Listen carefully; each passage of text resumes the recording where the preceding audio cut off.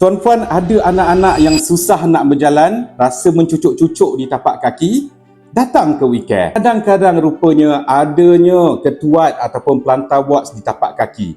Ianya adalah jangkitan daripada human papilloma virus. Macam mana anak-anak anda dapat? Selalunya kerana anak-anak selalu berkaki ayam. Ataupun kawan-kawannya yang mempunyai ketuat di tapak kaki, pinjam kasut dan selipernya, kemudian dia pula pakai. Ini adalah beberapa keadaan yang mana anak-anak boleh ada plantar warts.